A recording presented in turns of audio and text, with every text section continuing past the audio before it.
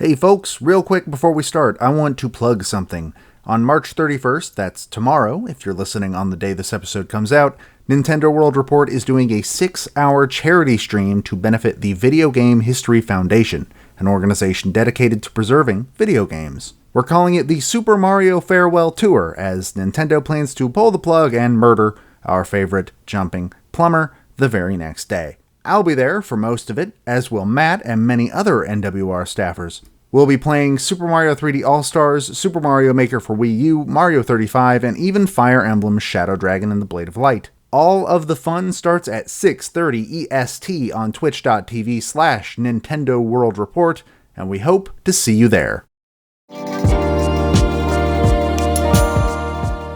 Hello and welcome to Original Soundchat, where video game music is a work of art. On each episode, it's our goal to help you learn about 2 soundtracks from the world of games, as well as the people, stories, and critical tracks behind them. My name is Joe DeVader. And I'm Peter Spezia. We're brought to you by Anonymous Dinosaur and Rhymes with Asia. It's time to appreciate great OSTs and the games that they come from, without getting too bogged down in music theory. Up first this week for our 2 games is 1990's Journey to Silius, a side-scrolling run-and-gun game that started life as a licensed Hollywood blockbuster title before delivering an ahead-of-its-time soundtrack. Following that is Pictionary. No, seriously, it's 1990's Pictionary. So, to celebrate our April Fool's Day episode this year, the first year of the show in 2019, we were still too new. We didn't really do anything. Last year, we were like, it's anime soundtracks, and that was a lot of fun. That was great to have Matt from Smasher Pieces on that episode. This year kind of snuck up, and we were wondering, like, do we just make fun of bad soundtracks? And honestly, that felt a little too mean-spirited. So, yeah, we decided to instead focus on amazing soundtracks that maybe you haven't heard of before because they're buried in the annals of history. These are both 1990 games from the NES, and they have soundtracks that punch way above their weight class. Damn right they do. Like, both of these are soundtracks that you probably heard the title and either said, oh, right, that one, or wait, what? So, I cannot wait. It should be a really exciting episode. Looking forward to it. But first, Joe, how are you doing? What are you playing? Well, I actually just last night finished the first route of Eye of the Somnium Files, and I had actually forgotten that was what kind of game this was going to be, because, you know, Uchikoshi, and the credits started rolling, and it was a moment where, like, that can't be the end. That can't be the end. And then the flowchart showed up and I was like, right. Yes. Duh. So then it started making sense. So I finished the OTA route, whatever that means. And then I played Astro's Playroom. Yes. How was that? Tell me everything. Very charming. I probably wouldn't have bought it. So I think it's like probably one of the best packing games I've seen. It's basically what 1-2 Switch should have been for the Switch, essentially, like a sort of tech demo made into a little game. It was a lot of fun. It's very, very charming.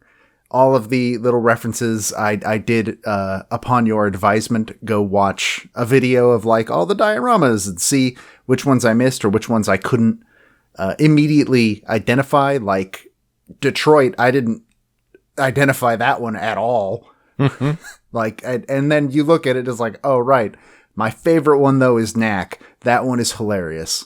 Yes. That was actually the funniest one in the entire thing. Did playing with the DualSense live up to your expectations? The haptics, I think I was led to believe would be more, but also they're still pretty cool. And I like the reactive triggers, actually. I think those are neat. Yeah, I can't wait to see more games work with those. Well, I'm glad you got some PlayStation 5 time. Now you got to give Miles Morales another swing. That should be much better than on PlayStation 4. That's for sure. So I played more Hades, unsurprisingly, but I got to the epilogue scene of that game, which, yeah, takes a while. but, sent out all those invitations and got that scene to play out. So that's all good. Now I'm just cleaning up. Oh, I'm missing a few duos here, or a few legendary boons. It's just dumb stuff like that. Honestly, it's just too much fun. And maybe adding more and more heat and trying things. I don't know. It's a real good time. I didn't even know there was an epilogue video. Well, sounds like it's time for me to go back to Hades. Yeah, you gotta make good friends with all of the Olympians, and then your mother has a plan. Ah, I see. Interesting. I will have to get back to giving them all nectar all the time.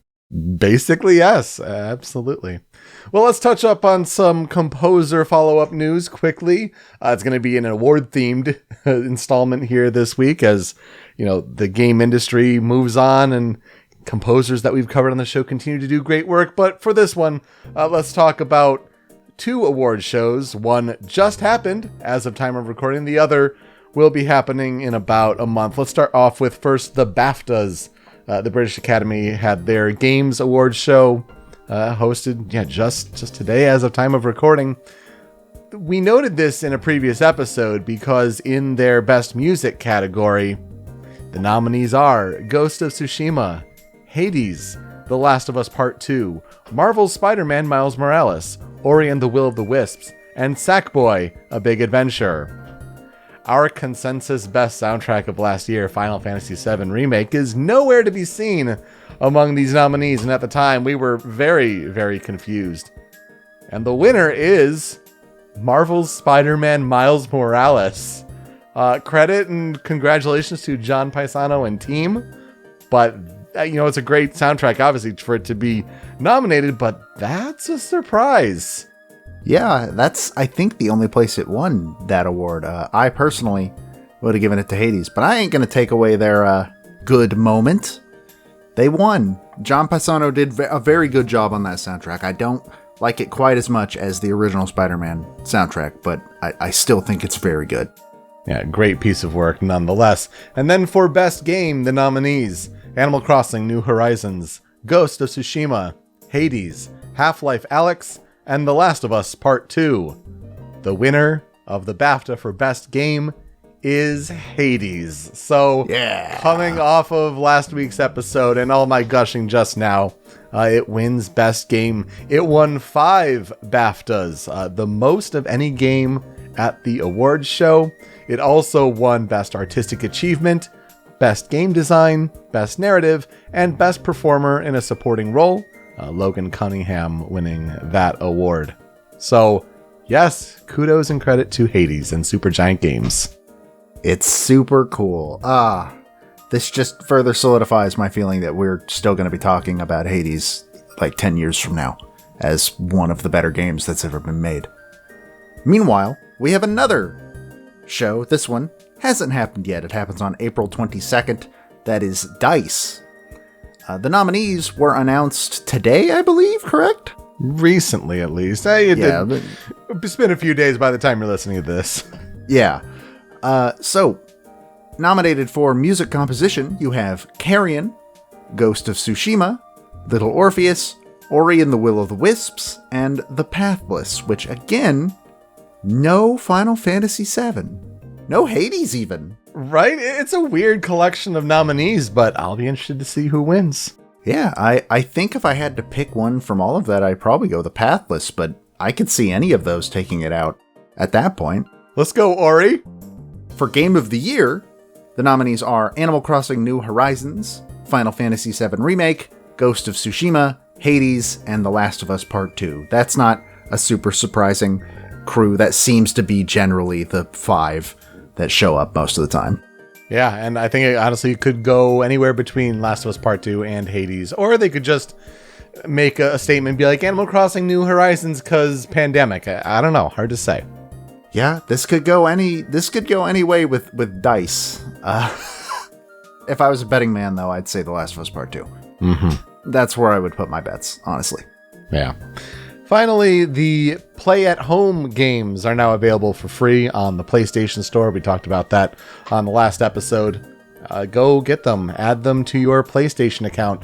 Although Horizon Zero Dawn is not available just yet. That opens up on April 19th. And also Ratchet & Clank, the 2016 game, expires as a free game on March 31st. So get that quickly. Gotta go get your free games. It's free game estate. That joke was really good. It was good. It was good. I like it. Well, let's talk about our first game this week, and it is Journey to Silius. What the heck is Journey to Silius? Well, it was released as Rafu Warudo, or Rough World. It gets stylized as like brackets, like R delta caret F bracket world in all caps. That's weird. That Rough World is how, or RAF World is how the game is known in Japan. And it was released on August 10th, 1990 for Famicom. North America got the game known as Journey to Silius in September 1990 on NES. Yes, this is the time where when games get a certain age, their exact dates aren't necessarily known, and people are pulling from like old manuals where it has just like the month and release date. Or magazine reviews. Right, exactly. Or a case in point, Europe and Australia, they got Journey to Silius in 1990. No exact knowledge of exactly when. How can you play the game today, though? On December 12th, 2019, the game was ported to the Nintendo Switch for Nintendo Switch Online subscribers. You can play Journey to Silius on your NES Nintendo Switch Online profile. I actually didn't know that. Pretty cool, especially if the story, the game, the soundtrack catches your ears. So, Journey to Silius is developed and published by Sunsoft, and it's a side-scrolling run-and-gun game. Pretty straightforward, actually, and pretty standard action fare for the time. You run, you jump, you lie in prone, but basically you shoot your weapons left or right. You start with a default handgun, but then you can acquire other weapons that use a gun energy gauge. These include a shotgun, a machine gun, a homing gun, a laser rifle, and a grenade launcher. Please tell me it's just like a bar that says gun. It doesn't say gun, it says G. Ah, cowards. G for gun and like P for power, health? I don't know. But anyway, you get to pick up energy capsules that are dropped by defeated enemies, and this can replenish your health and ammo. Basically, you make your way through 5 stages and defeat the boss at the end of each stage. What is the plot of Journey to Silius? We'll have Wikipedia try to summarize that as best as possible. In the year 0373 of the new space age calendar, overpopulation of Earth has led to increased demand for emigration to space colonies. J. McCrae, the son of a scientist responsible for the development of Space Colony number 428 in the Silius Solar System, or SSS, J. McCrae, I can't get enough of that name. That's such a good name. He prepares to move there in order to follow in his father's footsteps. However, the space station is obliterated in an explosion, killing the entire research team and destroying all data on board. In his father's home, Jay discovers a floppy disk containing not only the complete SSS colony plans, but a personal message from his father asking that he complete the projects should terrorists succeed in destroying the colony. To protect the colony plans and to avenge his father's death, Jay sets out to fight the terrorists responsible for the space colony's destruction. It's really as simple as, can Jay McCrae defeat the terrorist group responsible for his father's death? So Joe, here's where I'll ask you, what are our experiences with Journey to Silius? I had never heard of it before you put it on the episode tracker. I've never heard of this game. I didn't even realize it was on Switch, Nintendo Switch Online. I've legitimately never heard of or seen or even know the name of this game. So I'm going in completely blank. I first knew of it from Game Grumps and, certain moments that came from their Let's Play of it, and it was like, okay, it looks like a average run and gun game for the NES. All right, fine. But then I came across its title theme. And if you know one track from this game, Journey to Silius, it is that track, and we'll get to it, and it's great and all that. So I wanted to learn more about the whole soundtrack, because like I know this one song. If we're talking about like, you know, really great soundtracks as a kind of a counter spin to our April Fool's episode, I'm like, it has to be here. And honestly, I am thrilled with what I learned, because I did not think it had the history that it did in terms of development.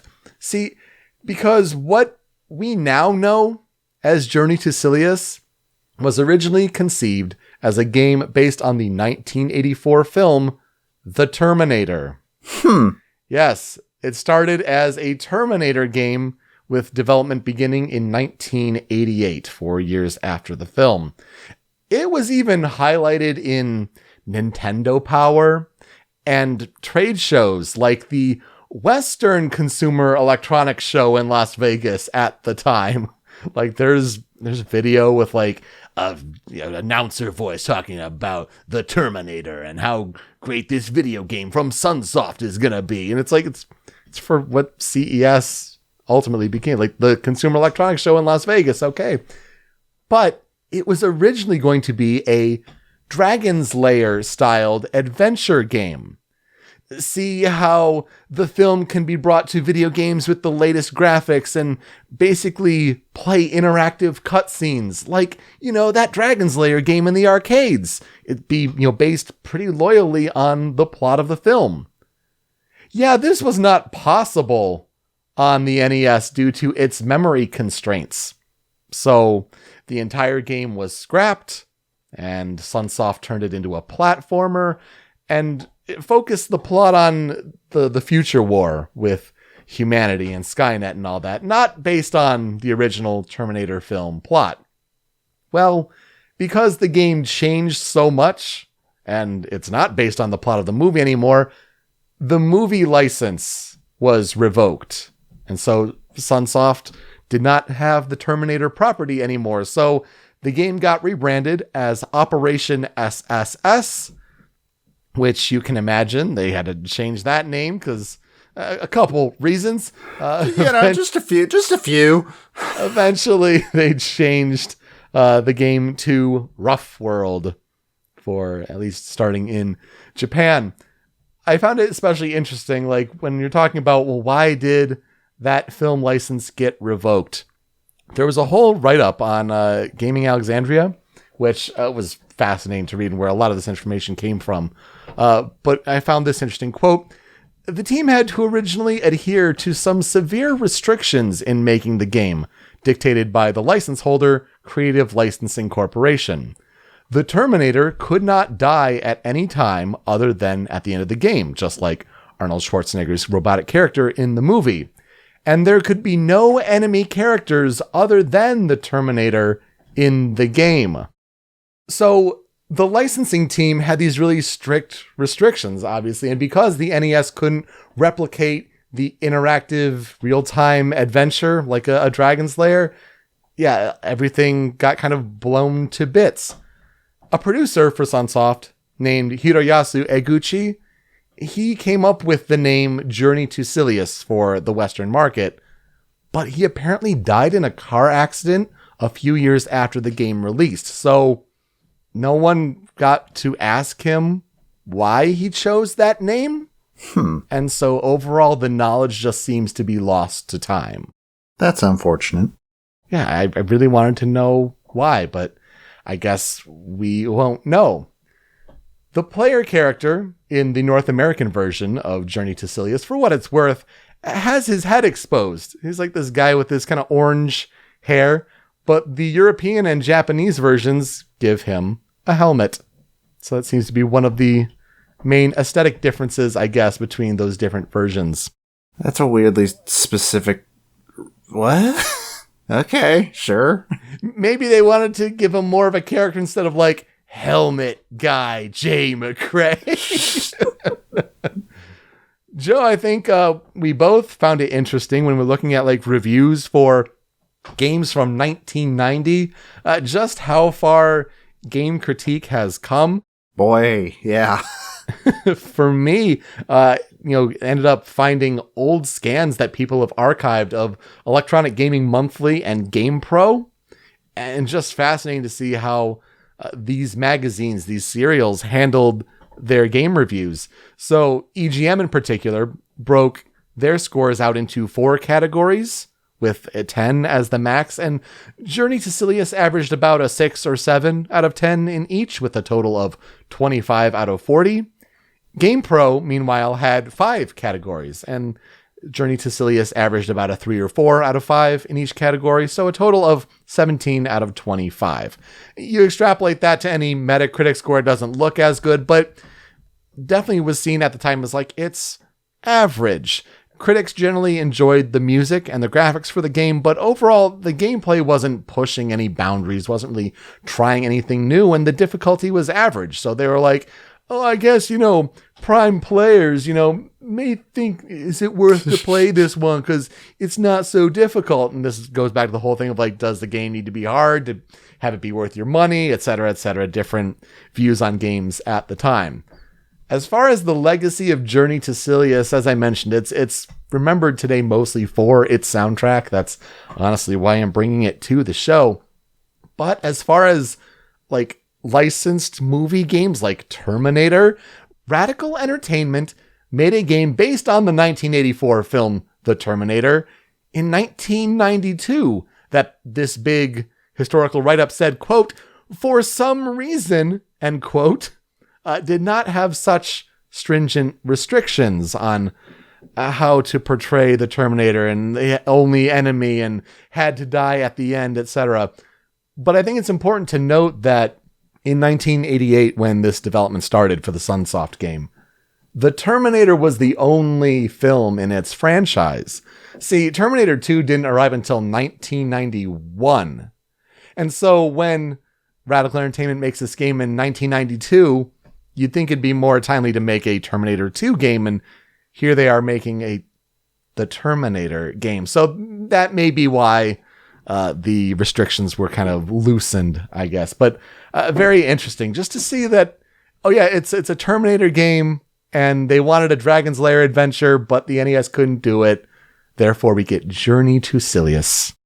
I imagine part of the reason why they didn't get such stringent restrictions on the 92 game is probably because by that time they knew that the next movie was gonna be action, not really horror, because the Terminator is a slasher film.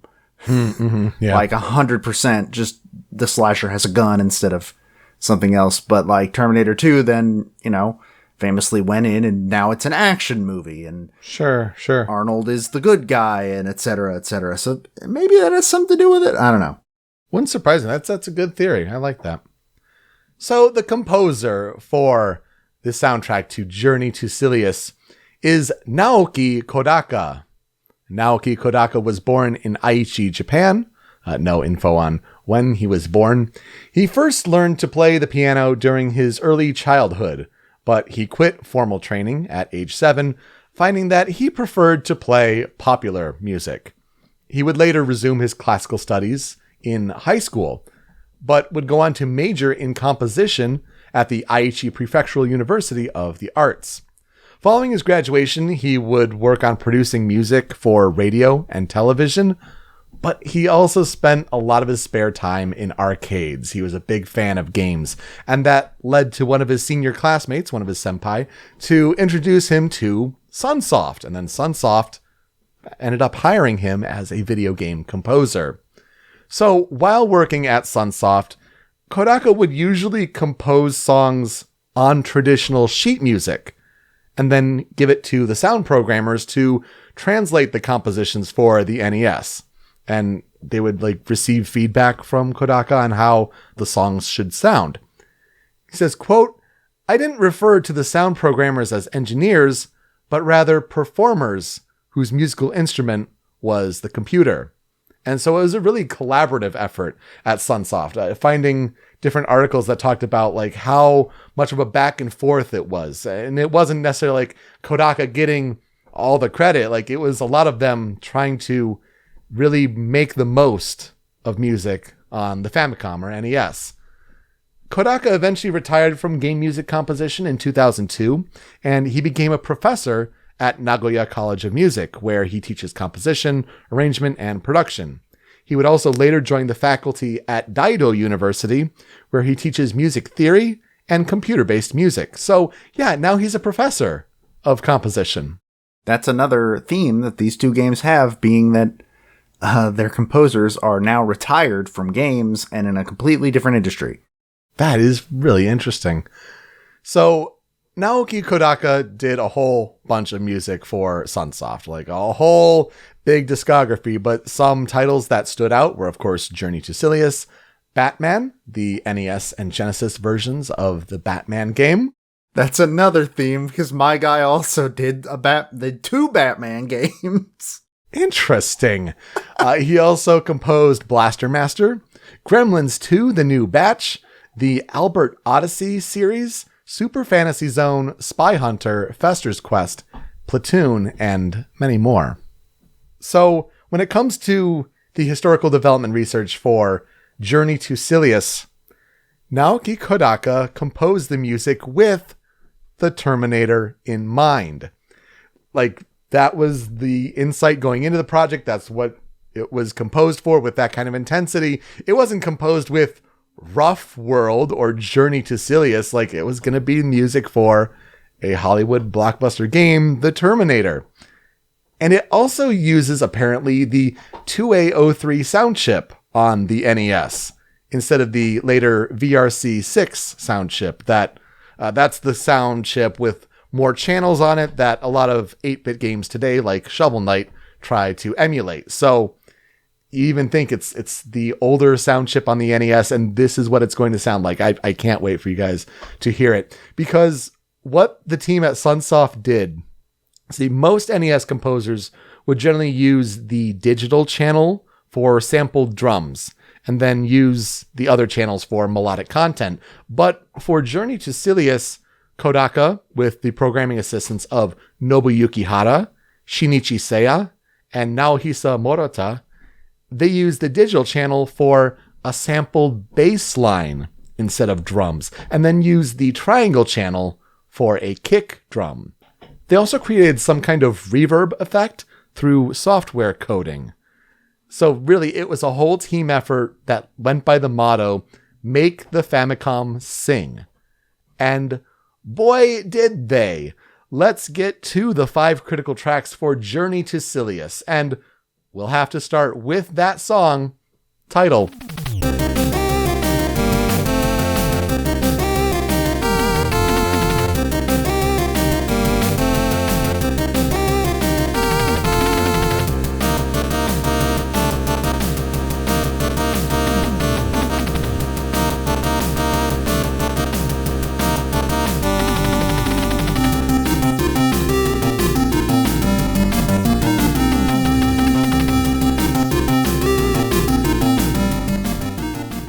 So now that you get to hear this title theme for Journey to Silius, you may have an understanding of why, 1, I knew of this song, 2, why I wanted to learn more about it and the whole soundtrack and not just this one song. I mean, yeah, it is the song from the game that if you know the soundtrack, it's the one, right?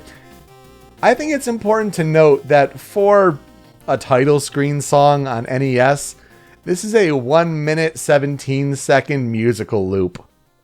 That's a ton of music at the time. And for what? You're sitting on the title screen that's black with a logo splash.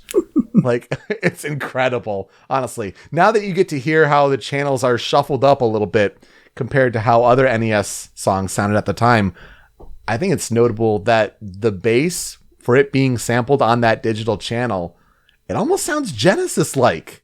Yeah, I could hear that.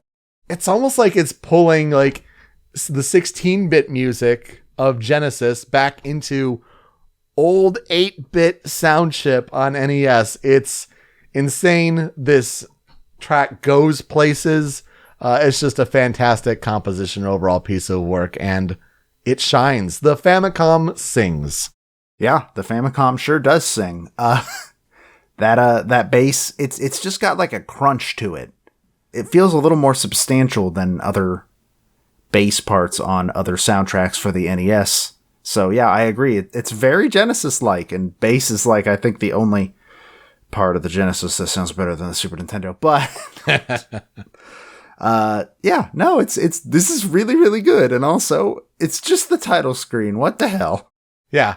But I think we'll also talk about your game, and it's just the title screen. That's for another. Yeah, we sure will. Another theme is just the title screens go way too hard, more than they need to. Let's get to number 2 on the Critical 5, though. This is Stage 1 and Stage 5.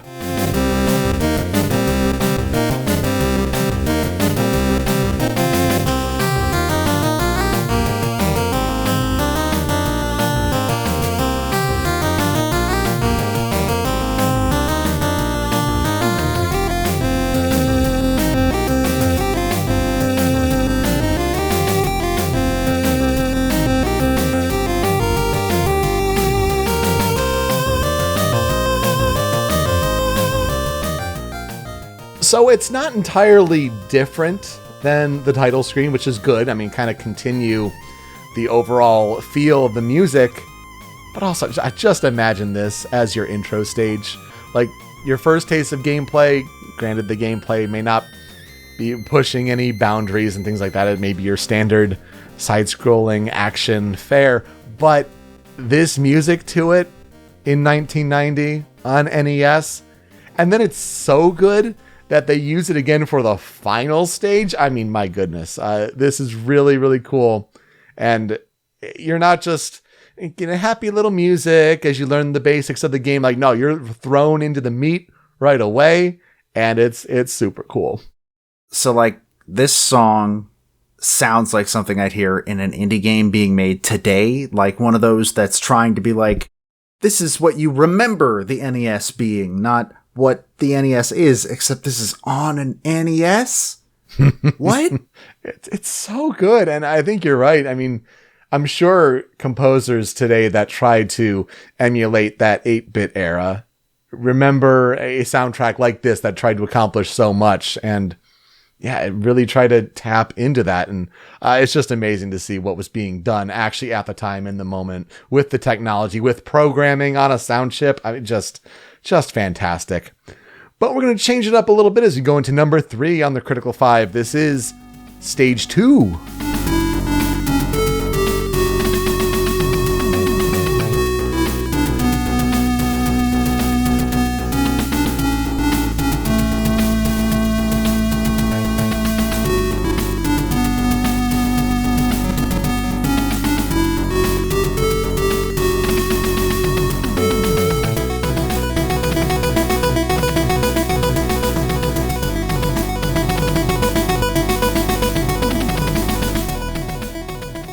This is another track that a lot of people point to as far as other tracks on the Journey to Silius soundtrack. I think mostly because it sounds so different compared to the others. But also, we should note that, because it doesn't have an official soundtrack release, because it's for the NES, the titles for the tracks are so simple and also describe really well where they play in games. So this plays during Stage 2 of the game. But yeah, it's so laid back and chill, yet still has that driving pace. And I feel like it's this song in particular that you can hear how Kodaka and team really were composing this for the Terminator in mind. Like that kind of 80s synthwave sound with that kind of pulsing pace and beat to it. It just really feels like it was written with that in mind. And yeah, it could totally still fly in Journey to Silius, I guess. I really like this one. I mean, granted, title is going to have a special place in my heart, but for how different this sounds and how full it sounds, well, great piece. Yeah, the other two before this sort of felt like I guess I could see them in a Terminator game. I guess. Sure, they don't really match the tone, but yeah, whatever. This one is, you are correct, like, you can hear and feel the 80s Terminator energy off of this song. This feels like it's just, like, almost like it's from the movie, which it's not, but it feels like it real hard. Yeah, it's just a really cool vibe. And then we move on to the next piece in the Critical 5 for Journey to Silius. This is Stage 3.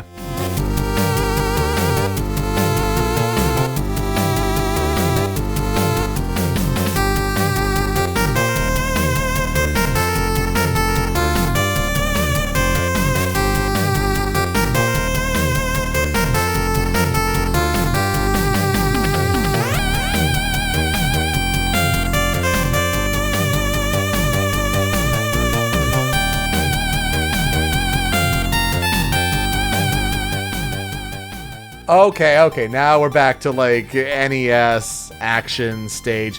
So much so to the point that, like, this could almost pass for a Mega Man stage theme, honestly. Like, it's got that sort of driving vibe to it, and then it comes in with the high-pitched melody, and it's like, it has that Capcom catchiness in a way to it. I also get big vibes of The Messenger, and we've talked about The Messenger on the show, the 2018 indie game that was Ninja Gaiden-like, and it mixed between 8-bit and 16-bit action with Rainbow Dragon Eyes as the composer, Eric W. Brown. Hearing some of the warbling in the pitch and the kind of dancey beat behind it, I get big vibes of, like, maybe Rainbow Dragon Eyes kind of inspired by this soundtrack in a way. It sounds like it would fit in that 2018 game today. Yeah, I could absolutely hear that. Though I also think that this one has a bit more of a Terminator vibe to it than Stage 1-5 or the title song, because this one also still seems to have an almost 80s synth style, but in chiptune. When was the last time you watched the first Terminator movie? Oh, I don't think I've actually seen it, to be honest. So it's fine. I believe it was free on YouTube at one point to watch. It is quite scary, but it's also just super goofy. And the soundtrack is just, because, 1984, bunch of synths and stuff like that. And this song really, this and Stage 2 both feel very similar to that soundtrack. This is before, what's the Terminator drum thing now? Jen, jen, jen, jen, jen. Yeah, this was before that. Yes, I don't think that was in the first Terminator. I believe that was established in Terminator 2, but yeah. So this again, just sort of, it feels like you can definitely hear the whole, this was supposed to be a licensed Terminator game. And that's fascinating, right? I like how that translates so well, and you could totally hear, like, it's one thing for an article to say that was the plan, but for you to actually hear it in the music, that's so cool. Well, we'll wrap up the Critical 5 for Journey to Silius, formerly the Terminator, with Boss.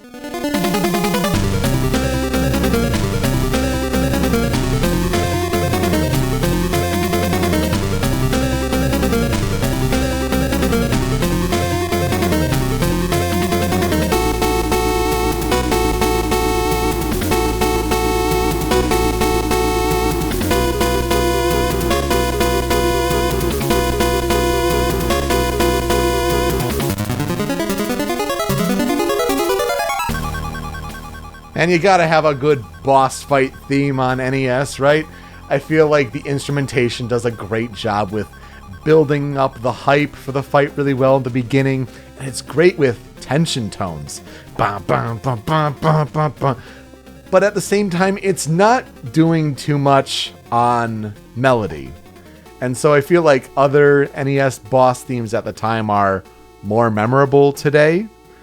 Also, at the end of the clip, you've got these alternating high-pitched notes, which do, a great job for atmosphere, but it can be a little bit grating, I think. But honestly, it's cool for the tension of establishing that and what they did with the instrumentation, but it's not up there as an all-time NES boss fight. Yeah, it feels more hectic than quote-unquote climactic, if that makes sense. Like, it feels manic. I don't know where this song is going, and I get the distinct feeling that the song doesn't know either. Yeah, I could see that, and that's especially when it's probably played at the end of each stage for the boss fight.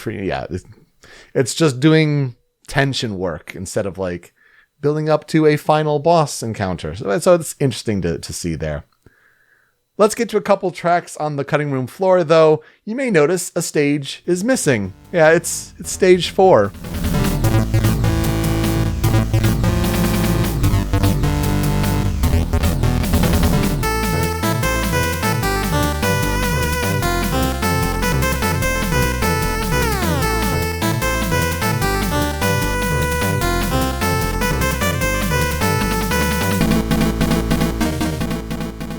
So, it's good for an NES stage theme, right? But I feel like the other ones just outclass it, so I think it's the weakest of the stage. I kind of get like a jungle vibe from it in a way, with like the lower beats at the beginning. Again, it's fine. I don't have too much to say about it, but other tracks are better. This one has a hell of a Mega Man feeling, though. Yeah, right. Like, right, yeah. super, super hard. Especially when the melody comes in, you're absolutely right. And then we'll wrap things up with ending.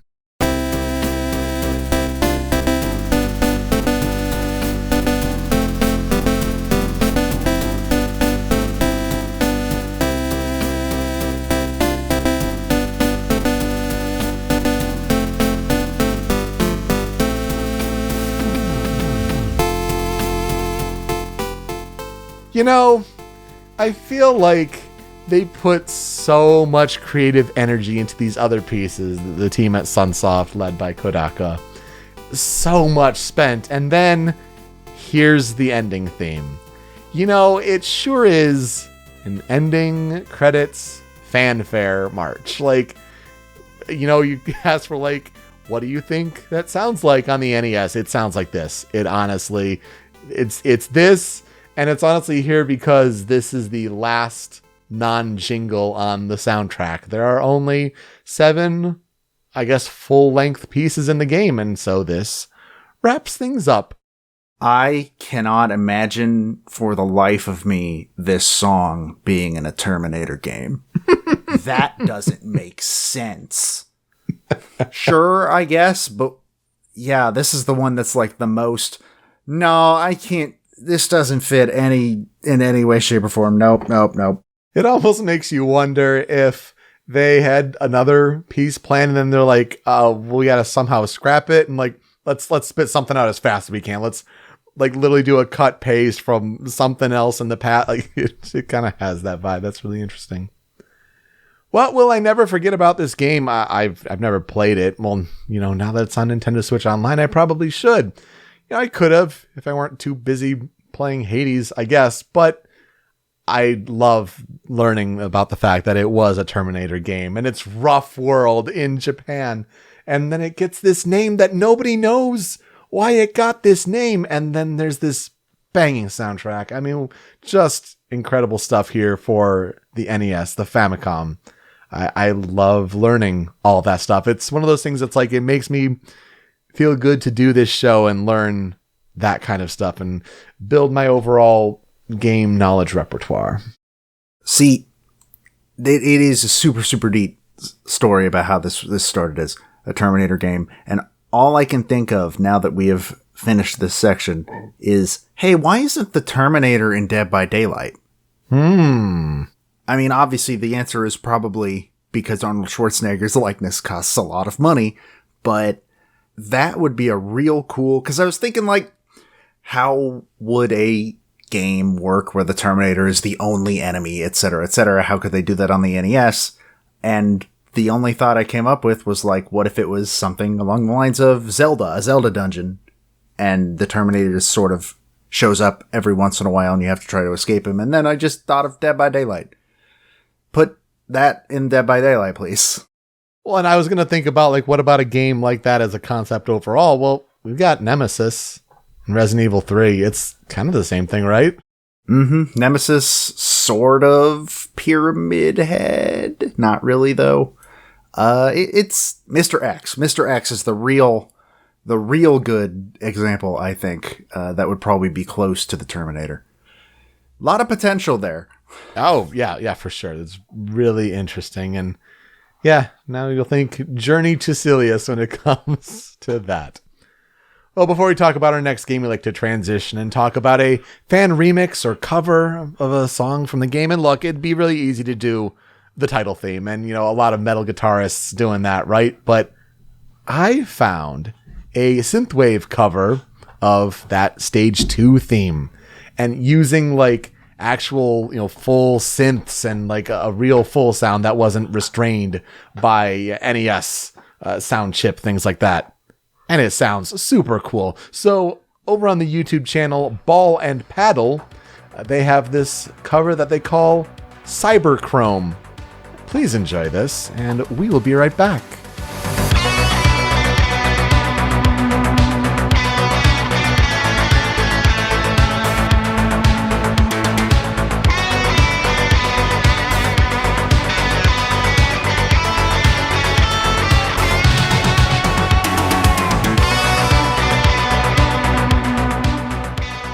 Okay, so my game is Pictionary for the Nintendo Entertainment System. Mine also, we don't seem to know exactly when it released. The best I could find was that it was originally released in July of 1990 in North America for the NES. And also, doesn't list it having come out anywhere else. So I don't know if it came out in Europe. It definitely seems to have not come out in Japan. I don't know. Weird. Yeah, that's a little odd. But hey, it was developed by Software Creations and published by the infamous LJN, one of the publishers from back in the day that was infamous for publishing a lot of bad games, a lot of shovelware. Not great stuff. LJN, I believe, is not a well-loved name in the industry. Oh, yeah. I mean, you can watch old Angry Video Game Nerd episodes to know that much. Or Continue also taught me the same thing, that kind of thing. In case you didn't catch on, this is a video game adaptation of the board game by the same name, Pictionary. And I assume most people have at least played or seen Pictionary at least once in their life, but just in case you haven't, the original Pictionary was created in 1981, and it is essentially, I'd call it picture charades, basically. Players form two teams, and a designated drawer of that team is given a prompt, and they must draw a picture of said prompt in order to help their team guess the prompt as quickly as possible. Guessing correctly allows your team to roll a dice and move forward on the board, the number of spaces that you rolled, which, until doing research for this, I did not realize Pictionary had a board. I haven't played it in a very long time.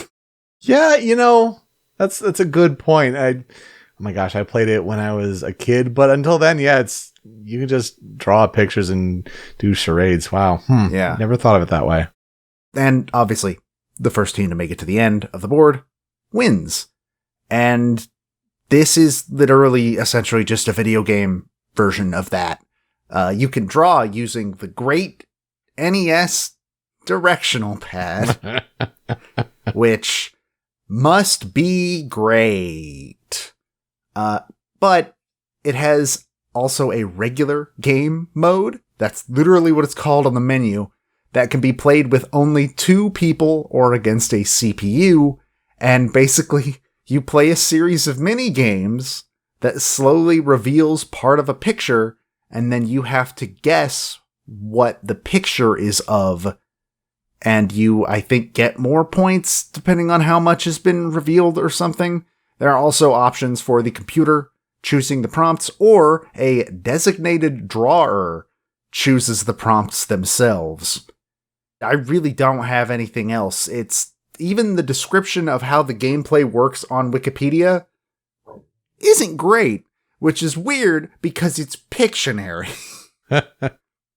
Anyways, this is where I'll ask, hey, Peter, what are your experiences with Pictionary?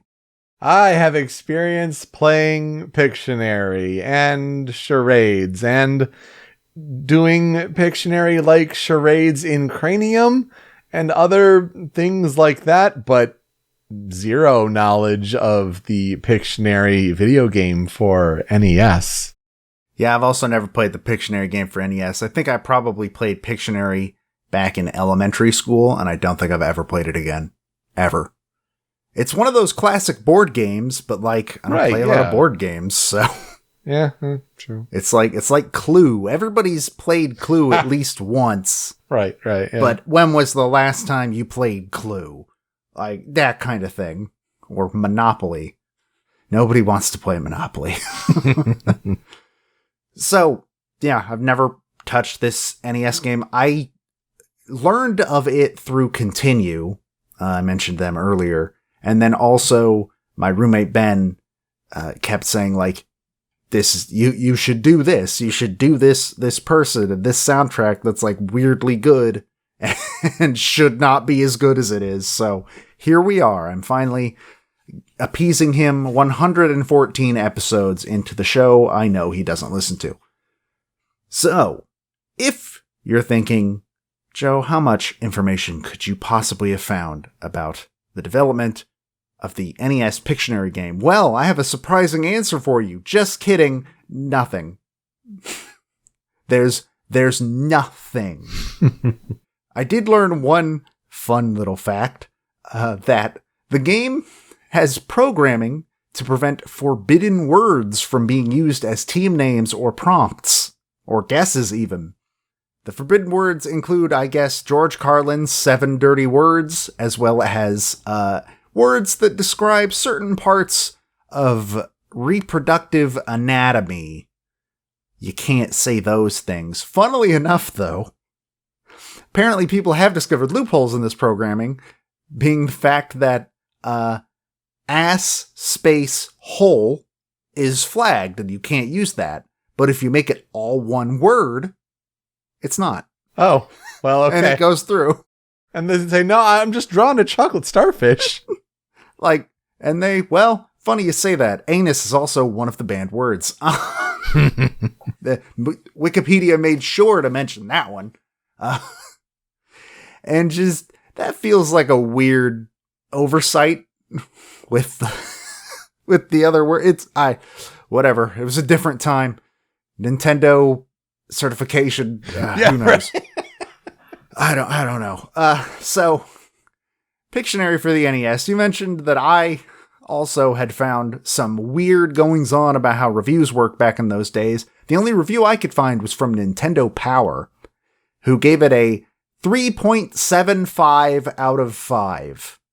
A hilariously specific number that is the resulting average of it getting a 3.5 for graphics/sound, 2.7 out of 5 for play control. That sounds awfully generous. 3.1 out of 5 for challenge, and 3 out of 5 for theme/fun, which I guess averages out to 3.75 out of 5. Not a review score I've ever seen ever in my life. Weird. Just weird. And that's all. Look, what do you want from me? It's Pictionary. What am I supposed to say? What am I supposed to do? I can't find anything on this game. As far as I could tell, this is the only video game adaptation of Pictionary. That can't be the case. No way. There has to be one on the Wii, but I can't find any evidence that exists. Look, Wii U, like, hold on, I gotta look up Wii U Pictionary. Like, there's no way. If there is not a Wii U game, a Pictionary game on the Wii U, that is the biggest missed opportunity humanly possible. Okay, here we go. You Draw, which was Ubisoft's... No, it was THQ, really? Okay, there's the U-Draw series that required a U-Draw game tablet for Wii, and there is Pictionary there. I worked at Toys R Us. I remember there being a Pictionary. Okay, so it was on Wii.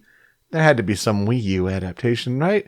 Nope, they're on Reddit. On Reddit, there's, why is there no Pictionary game for the Wii U? Okay, yeah, perfect. So, okay, you're right. There was something on Wii. At least there was something. Yeah, like I was going to say, like, the Wii got everything. A lot of crap was shoveled out onto the Wii, and surely a Pictionary game was among that, but hearing that there isn't one on the Wii U, the game console with its own dedicated handheld screen, it's made for Pictionary. What the hell? And I think you also see a lot of people play Game & Wario. I think even Game Grumps did something like that. Game & Wario had like a Pictionary-like game, but it wasn't Pictionary specifically. Absolutely bizarre. But yeah, I couldn't find anything on this game. But fear not, because it turns out that the composer behind this game might be one of the most influential composers that you've never heard of. His name is Tim Follin. He was born on December 19th, 1970 in St. Helens, Lancashire, England, which, one day before my birthday, so happy birthday to both of us, Mr. Follin. In over half a year. He apparently had no real music training as a kid, and even when he attended Liverpool's Sandown Music College, he remained in their program for only 1 year before dropping out. But around the age of 15, his brother, Mike Follin, had taught him how to program music on the ZX Spectrum, and other stuff, but it was mostly music, and he used those skills to get a part-time job at Insight Studios, creating music for games on platforms like the ZX Spectrum and the Commodore 64, which were both very big in the UK at the time. The ZX Spectrum was only big in the UK at the time. It didn't catch on anywhere else. That's where Rare started too, by the way. So, he began to make a name for himself in the video game music space using these sort of games that he did arrangements of mostly at this point in his life. And he was getting a lot of positive coverage from industry magazines at the time. And then in 1987, Tim and Mike Follin joined Software Creations, making this his first full-time gig, both in the industry and in general. He would keep this position until 1993, at which point he would leave Software Creations and join the team at Malibu Interactive. And then Malibu Interactive shuttered in 1994. 18 months was the exact number that I saw for how long he was at that company. And that sort of just dropped him into the world of freelancing. And after composing for multiple games, as a freelancer, Follin actually announced that he was leaving the industry due to its, quote, irregular work not providing a substantial income. Which I imagine at the time that was probably a big problem for a lot of people. So this was in 2005 that he basically retired from video game music, but he has done 2 more recent games. One came out in 2015, and the most recent work, actually, a game came out with his name in the credits in 2020. Not a game I've ever heard of, but it came out. But for the most part, he has largely moved his skills over to the TV advertising and graphic design sectors. So I don't even think he works in music anymore, like in general. So since leaving video games, he has written, directed, produced, and composed for 2 short films. One of which, the film Body Counting, won Best Short Film under £5,000. That's not as in weight as in like the English, you know. It won that award at the Salford Film Festival in 2004. And in 2003, he started his own company, Baggy Cat Limited.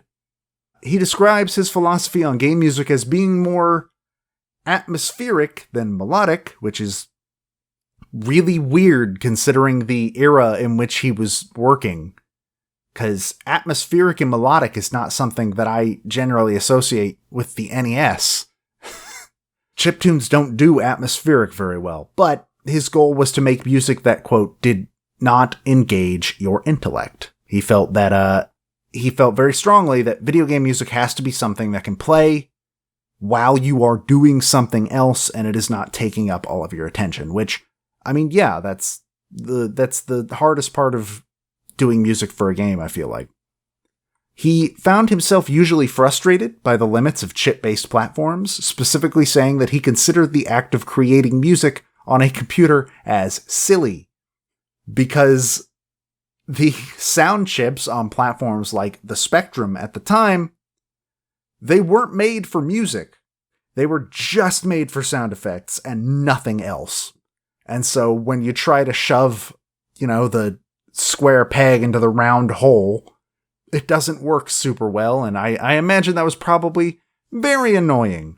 In fact, he considers most of his work on platforms like the Spectrum and the Commodore 64 as, quote, nonsense that he wasn't particularly happy with. He has one single game that he does not believe that about from that era, but we'll get to that in a second. One of his major beliefs was that a game composer should have experience working in a variety of genres, saying, quote, musicians generally aren't rewarded for being heterogeneous. And in terms of influences on his work, he lists artists like Quincy Jones, Jethro Tull, Led Zeppelin, John Martin, Deep Purple, and Guns N' Roses, though he does make sure to say that he does not believe any of these artists had more influence on his style than others. I believe he was trying to point out, like, yeah, I listen to those a lot and they've obviously influenced some of my music, but I wouldn't say that I'm more heavily siding with any of them in terms of influence. But also, Follin himself has been mentioned as an inspiration for multiple composers in the industry, some of whom we have talked about, including Jesper Kyd, David Wise, Richard Jacques, who will be coming up sometime in the next few weeks, Frederick Mott, Marcus Schneider, Matt Westcott, and Ramiro Vaca. Like I said, I think he is probably one of the most influential composers that you've never heard of. In terms of his discography, he has done a lot. He did a lot of stuff when he was in this industry. He got his start on Amiga and Commodore 64, Atari ST, ZX Spectrum ports of other companies' games. For instance, he wrote the music for the port of Ghouls and Ghosts, which is the only one that he looks back fondly on. That's the only one he thinks didn't suck, apparently. But he also did Bionic Commando, Bubble Bobble, Gauntlet 3, and so many more that I'd be here for an hour if I listed them all. And those are just what he arranged. In terms of actually being the lead composer, the first time that he did that was a game called The Sentinel for the ZX Spectrum. From there, he did music for Sky Shark, which is an NES game with the greatest name that's ever been put to paper. Pretty awesome, yeah. Pictionary, obviously. He was the composer for the infamously hard Silver Surfer for the NES. Oh my gosh, wow. He did the music for the NES licensed title Indiana Jones and the Last Crusade. Did music for the SNES and Genesis game Spider-Man/X-Men Arcade's Revenge. He did music for the Game Boy, Game Gear, and Master System versions of the incredible Crash Dummies. Thomas the Tank Engine and Friends for the Super Nintendo. And his last game from his days at Software Creations was Rock and Roll Racing for the Super Nintendo. From there, while he was freelancing, he did the music for Plock for the SNES, which I cannot believe I know what that game is. Ken Griffey Jr. presents Major League Baseball for the SNES. Oh my gosh, yeah, that's awesome. Batman Forever for the Genesis and Super Nintendo. Batman and Robin for the PlayStation 1. WWF Warzone for the Game Boy. Bust a Move 4 for the Game Boy Color. He was the lead composer for Echo the Dolphin, Defender of the Future for the Dreamcast and PlayStation 2. He did music for the Starsky and Hutch license game for the PS2, Xbox, PC, and GameCube. And he also is credited for doing some arrangements on the PSP, PS2, PS3 remake of Lemmings. Most recently, in 2015, he did the music for a game called Contradiction Spot the Liar for mobile and PC. And then last year, a game called At Dead of Night came out for PC, and he is on the credits for that game as well. So he's a storied composer. Do I have anything on historical development research for the soundtrack? No. No, I don't. There's nothing here. Which is unfortunate because you want to talk about an NES game that is punching way above its weight class. This one is that. This is the definition of that. Mm-hmm, yeah. And you're going to see what I mean when we jump over to the 5 critical tracks, starting with critical track number 1, title screen.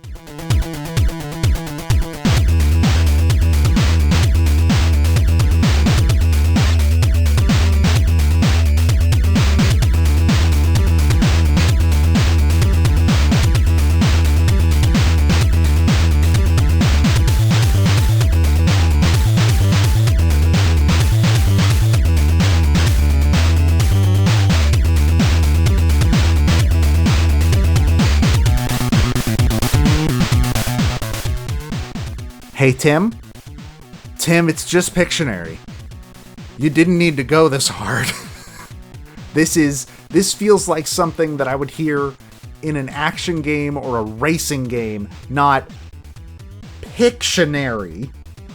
This might actually be one of the coolest title tracks on the NES, and it's for Pictionary. You're right that it's got the racing game vibe down for sure, but yeah, you ready to draw? I don't understand how this happened. I'm so glad it did. It's the best thing ever. But why? I mean, hey, you know what? He put the work in. He walked in there and was like, I could just phone it in. But no, I'm going to write one of the best chiptune soundtracks on the entire system for Pictionary. There is real skill here. And I think it is a perfect example of, why it did need to come to the show. Absolutely. What a good pull. Yeah, Ben did good. He'll never hear me say that. It's fine. Anyways, critical check number 2. By the way, this is another game that, no, this game didn't get an official release soundtrack. Why would it? It's Pictionary. So these are all just what the internet calls them, essentially. Which is why I find it kind of funny that we've decided to call this one Drawing Game.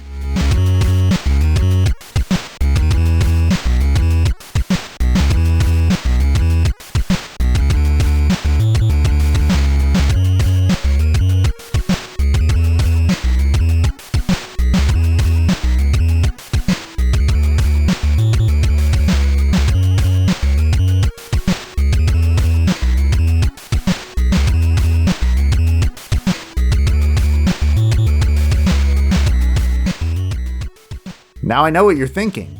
Isn't all of Pictionary a drawing game? Anyways, this track's really good. It's got this jazzy sort of feel to it. I don't know if I picture the main melody being played on a sax or a guitar, but I think both would be amazing. So when I hear this, I think oh, this is a sewer level and an action platformer. No, it's just for drawing a picture in Pictionary. Which, again, it's giving it way more credit than it needs to for what you're actually doing. You know what vibe I got from it? I got shop theme from Scott Pilgrim vs. the World. So Anamanaguchi vibes here. Interesting. And I would not be surprised to see that they were inspired by this soundtrack at all. This is one of those soundtracks where if you know it, you know it. And if you don't, you're probably not going to learn it anytime soon. Well, if you don't know it, we're teaching it to you. Yeah. We're talking about Pictionary on this podcast. What in the hell is what brought us to this point? Anyways, critical track number 3 is Minigame 1.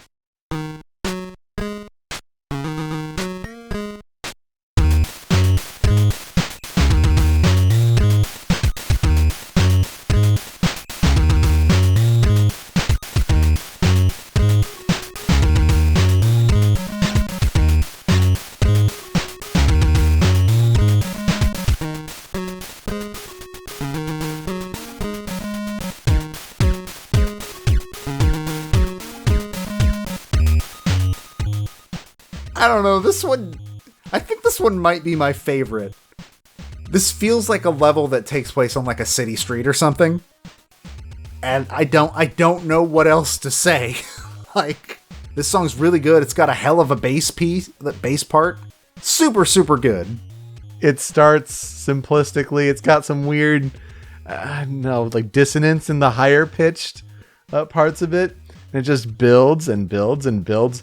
But just a simple little melody. And let's see what we can do with it and then riff on it. It's neat. It does have that building quality that just, I don't know. Again, what the hell is this doing in this game? I know I probably sound like a broken record, but what the hell was this doing in whatever? It's Critical Track number 4. It's Minigame 2.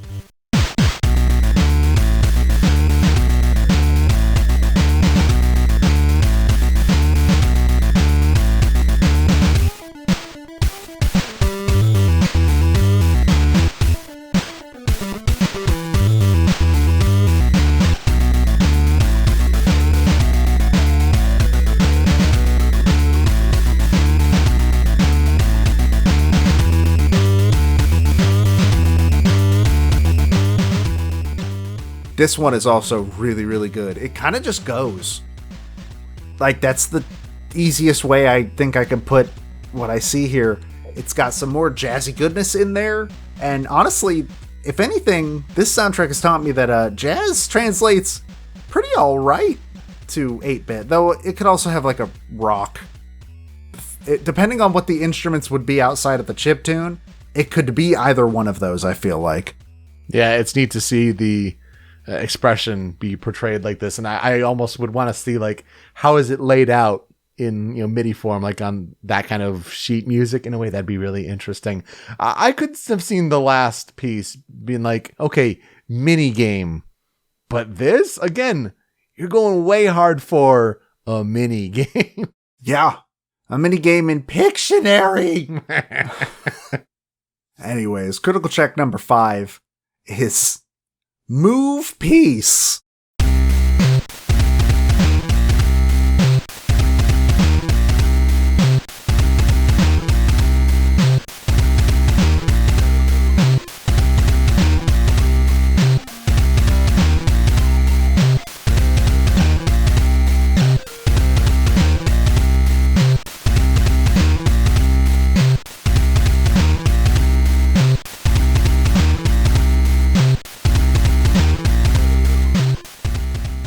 This song has an incredible groove to it with like a really, really good bass part, and just, it's a very good song, and this is just the song for moving your piece on the board. Tim, you did not have to go this hard, but I'm so happy you did. It's just, the continuing motif of this episode, this Critical 5, is for this simple action in the game, why this? I'm glad you did, but why this? Toe Jam and Earl vibes? I'm not super familiar with the Toe Jam and Earl soundtracks, I'll be real. I feel like it's got that kind of weird funk to it. A little syncopated beat in there. It's interesting, this one for sure. And moving your piece. Okay, got it, thanks. You say funk and all I can think of is, hey, Alex Mokala, I need you to do like a cover of this song, please. Thank you. My gosh, yes. I would love to see that, please. There are no songs on the cutting room floor because you have now heard the entire soundtrack of Pictionary for the NES. There's nothing that I can put in there. Everything that remains is just jingles, and they're just jingles. It's not really worth it. So Tim Follin put in the work. He put in so much more work than he ever had to. And if that's not a sign of how much of a badass this dude was in terms of video game music, I don't know what is. How much he still is. Yeah, he still is. That's true. I only say was because he kind of stepped out of the industry, but like he's still around, and obviously he still does a game every decade. So yeah, like again, Tim Follin is probably the most influential video game composer that you have never heard of. And I find that fascinating, and this soundtrack is for Pictionary. So what will I never forget about Pictionary? The soundtrack. I've never played the game. I don't really have much interest in playing the game, to be perfectly honest. Yeah. But this soundtrack is, of all the places to find a soundtrack this good, it's baffling and also just really interesting that while a lot of other companies back then, especially companies that were getting their game published by LJN of all people, Kind of just phoned it in for a quick payday, and Tim Follin had no interest in phoning in anything. And that's just, it's kind of inspiring if you really think about it.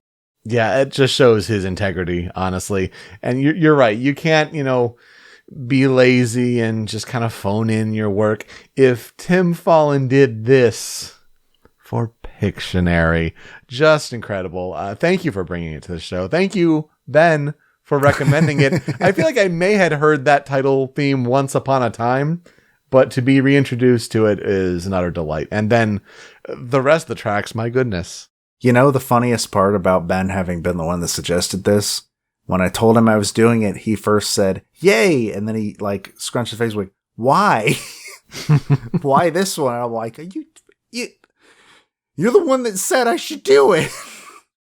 Well, it certainly was quite the episode with Journey to Silius and Pictionary, these NES games from 1990 with just incredible soundtracks that did not need to be this amazing. It's an odd take on April Fool's Day, but you know what? We want to be uplifting and, highlight some great game soundtracks like we do every week. But you know what? These ones were especially in need of this kind of highlighting. So that will do it for us this week on Original Soundchat. You can find me on Twitter at PeteSpeakeasy. Joe is over at the Dobaga. The video version of the show is on the Rhymes with Asia YouTube channel, but it's that MP3 podcast version that you want, hosted by Anonymous Dinosaur at anondino.squarespace.com. That's where Joe's other podcast, Smash Your Pieces, is hosted, and you can find Smash Your Pieces and Original Soundchat on podcast services all around the globe. Wherever you get your podcasts, that's where you can get the show. We even have the show hosted on Spotify, and Spotify has the big podcast feed of all the episodes, but it also has a big Spotify playlist where if we talk about a game song on the show and it's on Spotify, it's getting added to that big playlist. Joe, I'm going to doubt that these are on Spotify. You would be doubting correctly because, neither of these are on Spotify. Are you kidding? But that playlist is already quite long enough, so once you're done listening there, you can find us on social media at Soundchat OST. Leave some feedback for us on how we're doing with these episodes and also suggestions of games you'd like us to cover in the future on the show, because that's one of our big goals for 2021. In the meantime, we're still working on getting that merch store up and running, so stay tuned, as well as with some bonus tracks coming your way. Joe, who are we talking about next week? I will be talking about Lawrence Chapman. And I will be talking about Koichi Kyuma. Oh, that game. Finally coming to the show. I'm so excited. All right, Joe, let's play us out. So, the title theme, that's the one. That's the single one that I have to grab. And we've brought up this artist before, I feel like, as a transition. Falcone, Falkkone. And he did an intense symphonic metal cover of the title theme from Pictionary. So please enjoy that. Oh yeah, it rules, absolutely. Thanks so much for listening this week on Original Soundchat. We'll see you next time. Take care.